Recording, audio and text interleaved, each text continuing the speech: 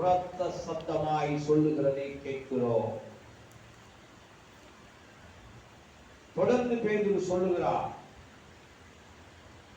Abraham, ஈசாக்கு, யாக்கோபு என்பவர்களுடைய தேவனாகிய தம்முடைய பிதாக்களின் தேவன் தம்முடைய பிள்ளையாகிய இயேசுவை மகிமைப்படுத்தினார்.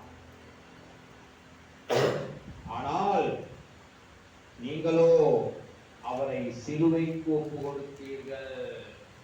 இஸ்ரவேலர் எப்பவுமே ஆபிரகாம், ஈசாக்கு, யாக்கோபு என்பவர்களை குறித்து பேசுகிறவர்கள். ஏனென்றால் அவங்க தான் யாரு? முன்னோர்கள். இஸ்ரவேலருடைய முன்னோர்கள் தான் யாரு?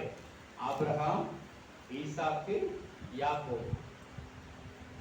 அப்புறம் இந்த முன்னோர்களை வழிநடத்தின தெய்வம், இந்த முன்னோர்களை வழிநடத்தின யாவே,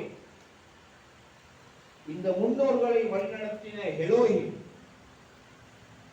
இந்த ஆபிரகாம், ஈசாக்கு, யாக்கோபு போன்றவர்களை வழிநடத்தின எல்ஷடாய் தேவன், எலியோன் தேவன், கர்த்தர் ஜெகோவா தேவன்,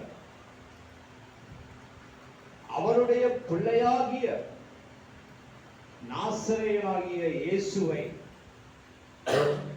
மகிமைப்படுத்தி இருக்கும் பொழுது நீங்கள் அவரை பிடித்து சிலுவையில் அடிப்பீர்கள் என்று பேதுரு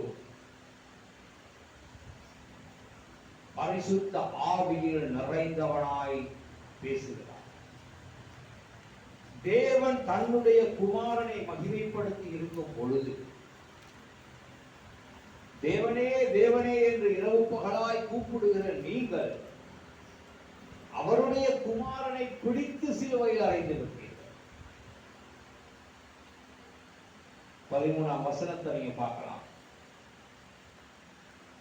அவருடைய குமாரனை பிடித்து சிலுவையில் அடித்து விட்டீர்கள். தேவன் மகிமைப்படுத்தினவரை நீங்கள் அவமரியாதை செய்திருப்பீர்கள். பிரியமானவர்களே, சில சமயம் இது அநேகருடைய வாழ்க்கையில தொல்லைகள், துன்பங்கள் சூழ்ந்து